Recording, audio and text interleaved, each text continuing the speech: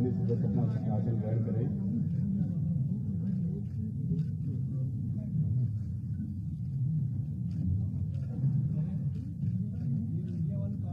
माननीय नेता सदन माननीय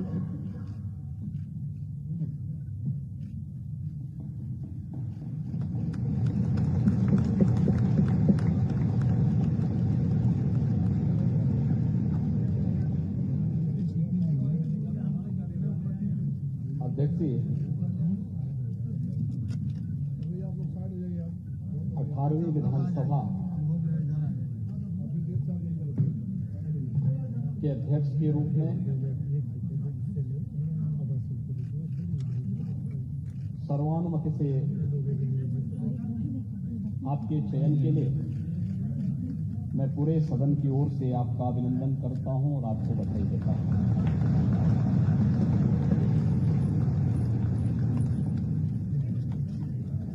ये बड़ा सुखद संजोग है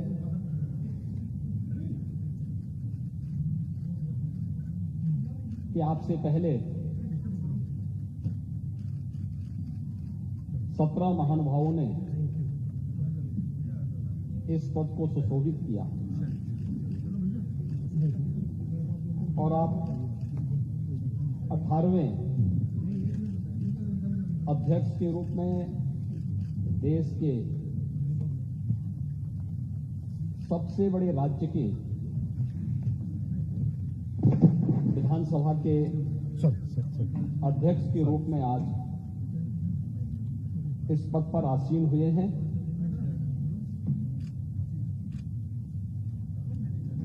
मैं हृदय से पूरे सदन की ओर से आपका अभिनंदन करता हूं।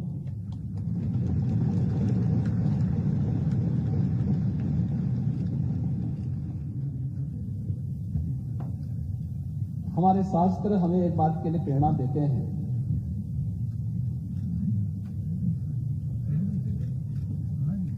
कि जब भी महान बनने का कोई अवसर मिले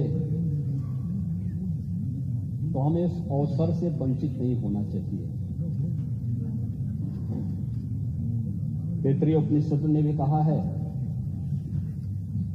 कि भूत्वेन प्रमितव्यम, यानी महान बनने के अवसर से चूकना नहीं चाहिए और आपके नाम से तो महाना ही जुड़ा हुआ है।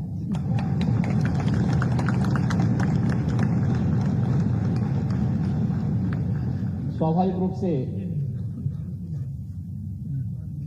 लोकतंत्र के इस गौरवपूर्ण आसन पर विराजमान होना ये किसी भी सदस्य के लिए न केवल अभिनंदनीय है बल्कि गौरवपूर्ण भी। और फिर इस पीठ पर एक अनुभवी सदस्य का चयन सर्वानुमति से हो, यह अत्यंत सुखद की अनुभूति कराता है। और खासतौर पर तब जब उत्तर प्रदेश विधानसभा में अभी बहुत दिन नहीं हुए हैं, मार्च प्रथम सप्ताह में दोनों ओर से मिसाइलें चल रही थी और उस समय हर व्यक्ति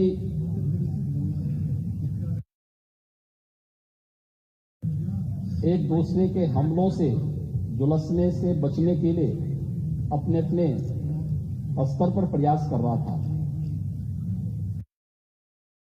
लेकिन ये भारत में ही संभव हो सकता है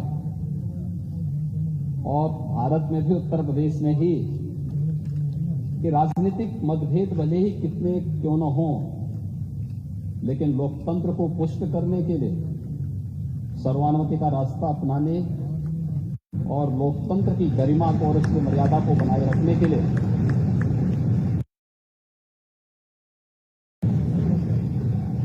हम मिलकर के इस अभियान को आगे बढ़ाएंगे। और आज आपका सर्वानुमति से यहां पर चयन हुआ है।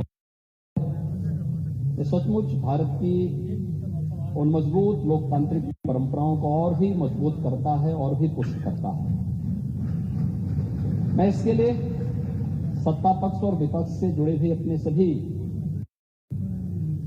माननीय जो नेतागण हैं, नेता प्रतिपक्ष और सभी दलों के अपने नेताओं के साथ साथ नवनिर्वाचित सभी माननीय सदस्यों को भी मैं हृदय से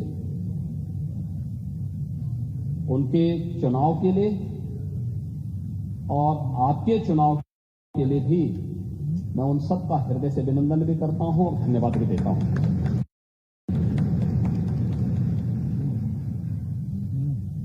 अध्यक्ष जी, जब हम लोग उत्तर प्रदेश विधानसभा की बात करते हैं तो इस विधानसभा के पहले अध्यक्ष के रूप में राजर्षि श्री पुरुषोत्तम दास टंडन जी का नाम आता है। उन जैसे मनुष्यों ने इस सदन की गरिमा को, इसके उच्च संसदीय मर्यादाओं और मानदंडों को स्थापित करने का कार्य किया था और इसके बाद से श्री आत्माराम गोविंद खैर जी ने 3 बार उत्तर प्रदेश विधानसभा के अध्यक्ष को सुशोभित किया। श्री केसरीनाथ त्रिपाठी जी ने 3 बार उत्तर प्रदेश विधानसभा के गरिमामय पूर्ण पद को सुशोभित किया और आज जब हम 18वीं विधानसभा में हैं तो इस सदन के वरिष्ठ सदस्य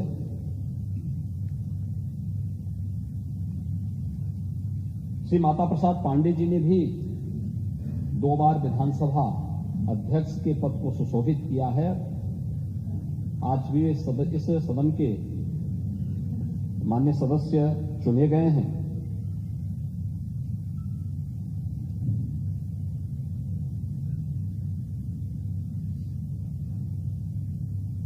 आपका चयन बहुत सारा संदेश दे देता है।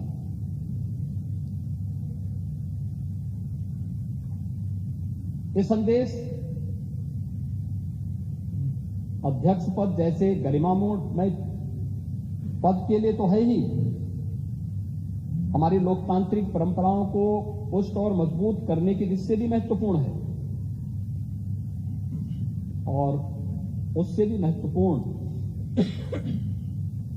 कि लोकतंत्र के जो 2 पहिए हैं, एक सत्ता पक्ष है, एक विपक्ष है, दोनों मिलकर के उत्तर प्रदेश की 25 करोड़ जनता के सर्वांगीण विकास के कार्यों को भी एक नई ऊंचाई तक पहुंचा करके नए भारत का नया उत्तर प्रदेश बनाने में अपना योगदान दे सकते हैं। और यह संदेश उत्तर प्रदेश की कोटि कोटि जनमानस के बीच में एक बहुत सकारात्मक संदेश देता है। हमने अभी मार्च प्रथम सप्ताह तक चुनाव के दौरान देखा, एक दूसरे पर आरोप प्रत्यारोप, आक्षेप और बयानबाजियों का जो दौर चलता रहा, हर दल अपने अनुसार करता था। लेकिन एक चीज है जो हम देश के अंदर भी देखते हैं, उत्तर प्रदेश के अंदर भी देखते हैं, जनता कभी नकारात्मकता को स्वीकार नहीं करती, कभी नहीं। नकारात्मकता के लिए उसके हृदय में कोई स्थान है ही नहीं। जो सकारात्मक होगा, जो प्रगतिशील होगा, जो लोक कल्याण का कारक होगा, जनता उसी को अंगीकार करती है। जो नकारात्मक होगा, हमारे समाज ने, हमारे देश ने कभी भी नकारात्मकता को कभी भी कोई महत्व नहीं दिया। नकारात्मकता जीवन में कभी प्रगति नहीं कर सकती है। सकारात्मकता से ही हम न केवल प्रगति के मार्ग को आगे बढ़ा सकते हैं, बल्कि सकारात्मकता के भाव से ही लोक कल्याण का मार्ग भी प्रशस्त कर सकते हैं। और आज जब देश की अपेक्षाएं उत्तर प्रदेश जैसे राज्य से हो, हर एक क्षेत्र में हो, दुनिया जब अपने द्वंद्व में उलझी हुई हो, उन स्थितियों में भारत से जो अपेक्षाएं हैं, भारत उस प्रकार की अपेक्षाएं उत्तर प्रदेश से रखता है और उत्तर प्रदेश को उन अपेक्षाओं पर खरा उतरने के लिए अपने आप को तैयार करना है।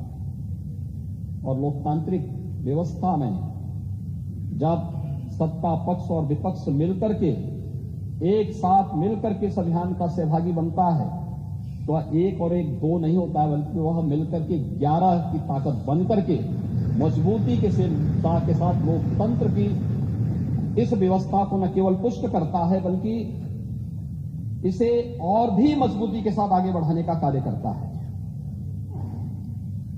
उन जनाकांक्षाओं की पूर्ति करने का माध्यम बनता है जिसके लिए आम जनमानस ने हमारी इन सभी जनप्रतिनिधियों पर विश्वास किया है। ये सभी चुनाव जीत करके आए, जनता के सामने आम जनमानस ने इन पर विश्वास किया। आम जनमानस का इन पर एक नया विश्वास प्रकट हुआ है और उस विश्वास पर कहीं भी हमें कोई भी किसी भी प्रकार से उसे अविश्वास में नहीं बदलने देना है। यह हमारा लक्ष्य होना चाहिए और इस दिशा में प्रयास की शुरुआत कल से मैं देख रहा हूं। माननीय सदस्यों ने शपथ ग्रहण किया। शपथ ग्रहण करने के बाद जिस सकारात्मक भाव के साथ शपथ ग्रहण का कार्यक्रम प्रारंभ हुआ, मैंने देखा है कि कल तक यहां पर 343 माननीय सदस्यों ने एक दिन में ही शपथ ग्रहण कर लिया था। 60 माननीय सदस्य बच गए थे, उनका शपथ ग्रहण अधिकतर ने आज यहां पर अपना शपथ ग्रहण भी संपन्न किया है। और किस सकारात्मक भाव के साथ सब लोग मिलकर के इस कार्यक्रम को आगे बढ़ा रहे थे। आज चुनाव संपन्न हो चुके हैं, अब हमें विकास के बारे में सोचना है, उत्तर प्रदेश के उत्थान के बारे में सोचना है, उत्तर प्रदेश की 25 करोड़ जनता के हितों के संवर्धन के लिए सोचना है, उत्तर प्रदेश के युवाओं के बारे में, उत्तर प्रदेश की आधी आबादी महिलाओं के बारे में सोचना है, उत्तर प्रदेश के किसानों के बारे में सोचना है, उत्तर प्रदेश के मजदूरों के बारे में सोचना है और उत्तर प्रदेश के उन सभी दबे कुचले लोगों के बारे में जिनकी आवाज को देने का माध्यम लोकतंत्र ने उन्हें एक वोट के रूप में दिया है, उस आवाज को भी अब आगे बढ़ा करके शासन की योजनाओं से इसे मजबूती के साथ जोड़ने का कार्य अब सदन करे। इस विश्वास के साथ उसका एक प्रतिरूप आज विधानसभा अध्यक्ष के रूप में सर्वसम्मति से आपके चयन की इस प्रक्रिया का होना इस बात को मजबूती से और मजबूत करता है कि हम सब मिलकर के इस सदन की उच्च मर्यादाओं को, उच्च परंपराओं को आगे बढ़ाने का कार्य करेंगे। और आज आपका चयन उसका एक उदाहरण भी है। देश के अंदर विभिन्न विधानसभाएं, उत्तर प्रदेश की विधानसभा के अंदर क्या कुछ हो रहा है इसको बहुत नजदीक से देखती है। मुझे याद है जब पिछले कालखंड, पिछले 17वीं विधानसभा में इस सदी की सबसे बड़ी महामारी के दौरान हम लोगों ने विधानसभा के सत्र को यहां पे संचालित करने का निर्णय लिया। बहुत सारे प्रश्न उठ रहे थे कि कोरोना में सदन चलाना क्या आवश्यक है।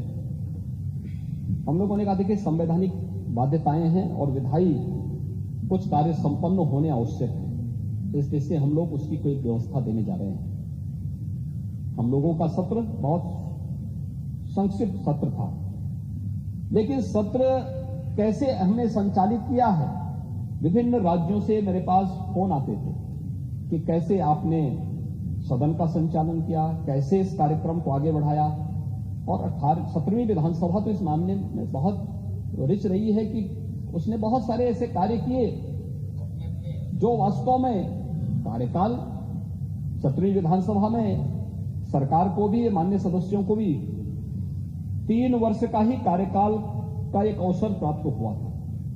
2 वर्ष कोरोना जैसी महामारी से जूझते हुए व्यतीत हुए, लेकिन उन 3 वर्षों में भी पहली बार सस्टेनेबल डेवलपमेंट गोल्स पर सदन में चर्चा हो सके और लगातार 36 घंटे तक चर्चा चल सके।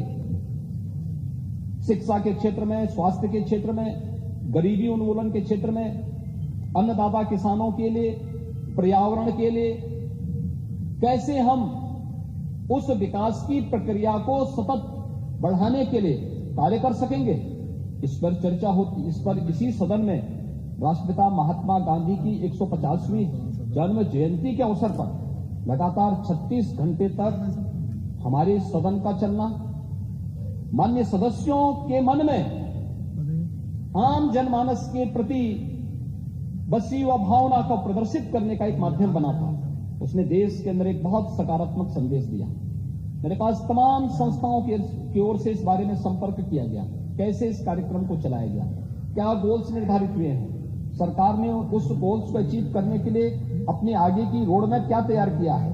इन सब पर एक सकारात्मक पहल आगे बढ़ी थी। यही सदन था जब हम लोगों ने 2019 में इसी सदन में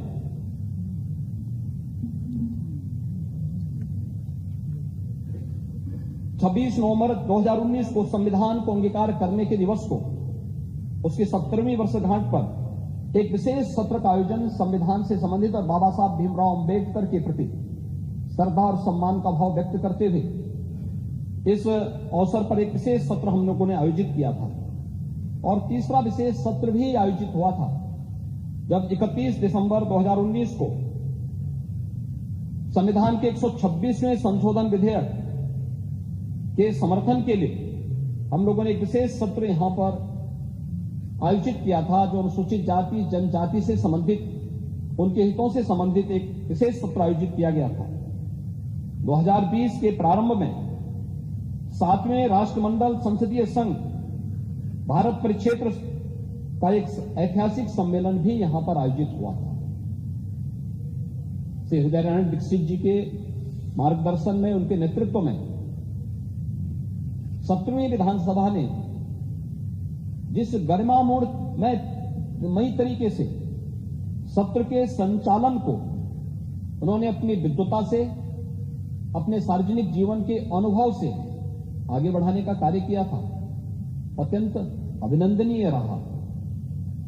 और उत्तर प्रदेश विधानसभा में जिन बातों पर चर्चा होती थी, जिन मुद्दों को यहां पर उठाया जाता था, उसकी गूंज देश के अंदर विभिन्न राज्यों के साथ ही प्रदेश के अंदर भी गांव और गलियों तक भी सुनने को, देखने को हम सबको मिलती थी कि आज उत्तर प्रदेश विधानसभा में जनता से जुड़े भी इस मुद्दे पर गंभीर चर्चा हुई है। आज उत्तर प्रदेश विधानसभा में इस दिशा में एक नए प्रस्ताव को आगे बढ़ाया है। आज ये अलग अलग मुद्दों पर जनता के बीच में भी ये बातें सुनने को मिलती थी।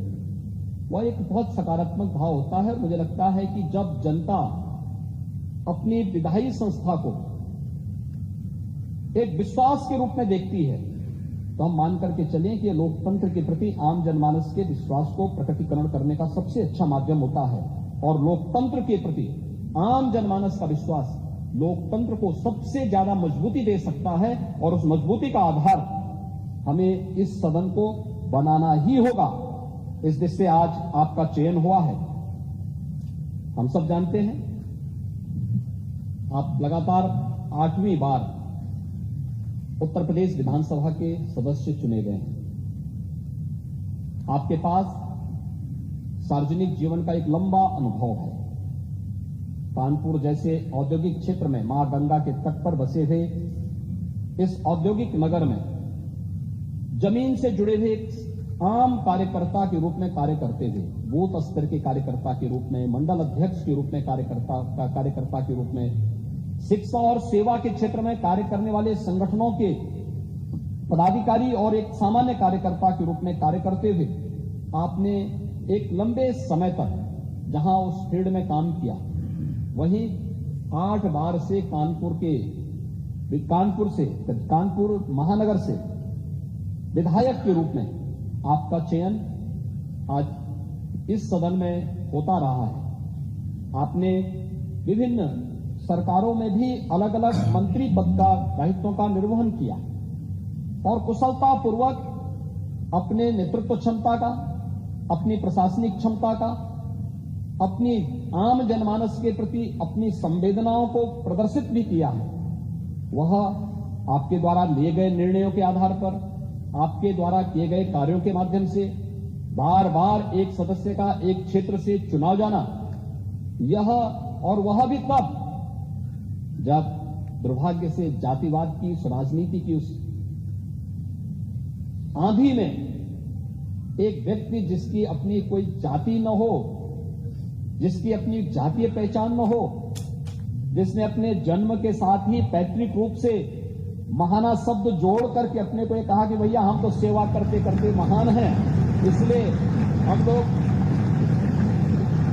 केवल राष्ट्रवाद, सुशासन, विकास और गरीब कल्याण के इस अभियान के साथ जुड़ करके अपने इस कार्यक्रम को आगे बढ़ाएंगे और लगातार जनता का एक विश्वास अर्जित करना। एक चुनाव हो सकता है, 2 चुनाव हो सकते हैं, तीसरा भी चल सकता है, लेकिन बार बार चुना जाना, अच्छे वोटों से चुना जाना, हर बार मत का प्रतिशत बढ़ जाना, एक बहुत सकारात्मक संदेश है।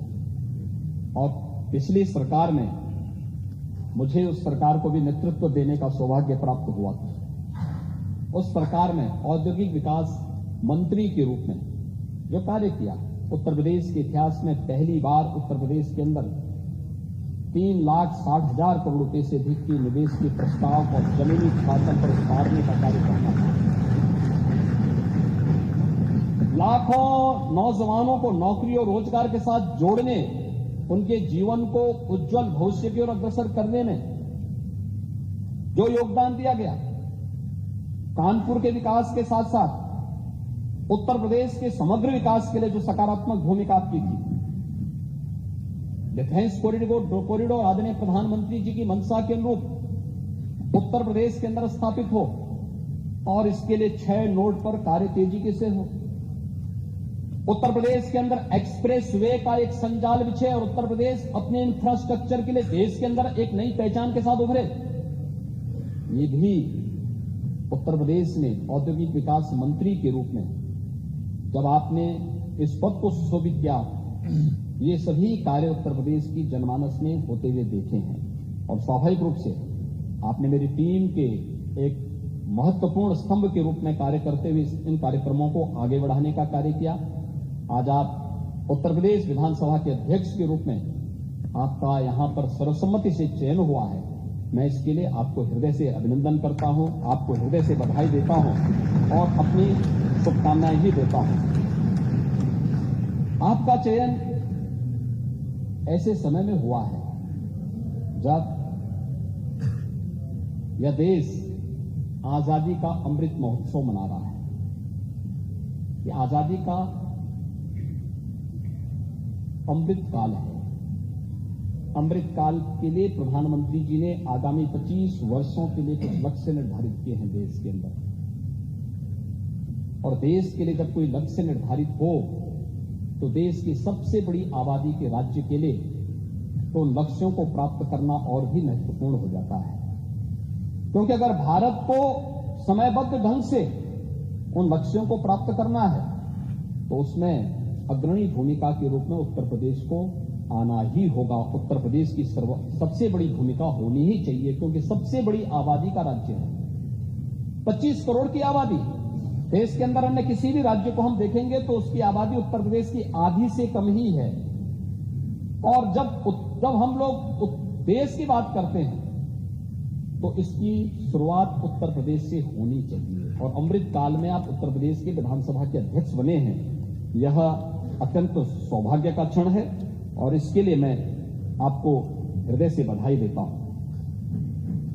महोदय, मैं विश्वास व्यक्त करता हूं कि आपके नेतृत्व में उत्तर प्रदेश की हमारी 18वीं विधानसभा एक सुनिश्चित लक्ष्य को प्राप्त करने में सफल होगी। हम निरंतर उत्तर प्रदेश के विकास को आगे बढ़ाने में सफल होंगे। मैं अपने सभी नवनिर्वाचित माननीय सदस्यों को भी हृदय से उनके चयन के लिए, उनके निर्वाचन के लिए और उनके द्वारा शपथ ग्रहण किए जाने के लिए भी मैं हृदय से उनका अभिनंदन करता हूं, उन्हें बधाई देता हूं। 5 वर्ष का उनका जो कार्यकाल है, ये जन अपेक्षाओं पर खरा उतरने का एक उन्हें माध्यम मिला है। अगर शासन की योजनाओं को समयबद्ध ढंग से वे आम जनमानस तक पहुंचाने में सफल होंगे तो आपकी तरह वे भी बार बार चुने जाएंगे और इन्हीं में से कोई सदस्य एक दिन उस पद को सुशोभित करके फिर से अध्यक्ष पद को आगे बढ़ाने का कार्य करेगा। ये जानने का, सीखने का, क्योंकि सदन की परंपराएं तो हम लोग परंपरागत रूप से आगे बढ़ाते हैं। जो कुछ भी हम सीखते हैं, जानते हैं, संसदीय कार्यों के माध्यम से जो कुछ भी अनुभव हमारे सामने आता है, वही परंपराएं आगे बढ़ती हैं और सदन की परंपराएं इसी रूप में आगे बढ़ती रहेंगी। एक बार फिर से मैं आपको इस पद पर चयन के लिए हृदय से, अपनी ओर से, पूरे सदन की ओर से, पार्टी की ओर से हृदय से बधाई देता हूं, आपका अभिनंदन करता हूं और विश्वास व्यक्त करता हूं कि उत्तर प्रदेश विधानसभा अध्यक्ष के रूप में आप उत्तर प्रदेश के सदन की मर्यादा को, इसकी परंपरा को एक नई गरिमापूर्ण तरीके से आगे बढ़ाने का कार्य करेंगे और उत्तर प्रदेश विधानसभा 17वीं विधानसभा की तर्ज पर, यद्यपि विगत 2 वर्षों से हम लोग कोरोना जैसी महामारी से के प्रबंधन में ज्यादा समय हमें खर्च करना पड़ा, ज्यादा समय लगाना पड़ा, एक जगह एकजुट होकर के ज्यादा जमावड़ा नहीं होना है, यह जो भी प्रोटोकॉल थे उसका पालन करते हुए हम लोग अगले 2 वर्ष में कोई कार्य इस प्रकार से आगे नहीं बढ़ा पाए। लेकिन समय समय पर राज्य के हित के लिए, 25 करोड़ जनता के हित के लिए और देश और दुनिया से जुड़ी हुई उन महत्वपूर्ण मुद्दों को लेकर के चर्चा परिचर्चा का एक माध्यम हमारा ये सदन बनेगा। इस विश्वास के साथ मैं एक बार फिर से आपके प्रति हृदय से बधाई देता हूं, आपकी उज्जवलमय भविष्य की कामना करता हूं और विश्वास व्यक्त करता हूं कि आपके नेतृत्व में यह सदन अपनी उच्च परंपराओं को आगे बढ़ाने का कार्य करेगा। आपके प्रति मेरी पूरे सदन की मंगलमय शुभकामनाएं हैं। धन्यवाद। जय हिंद। माननीय नेता प्रतिपक्ष, नेता समाजवादी पार्टी आदरणीय अध्यक्ष,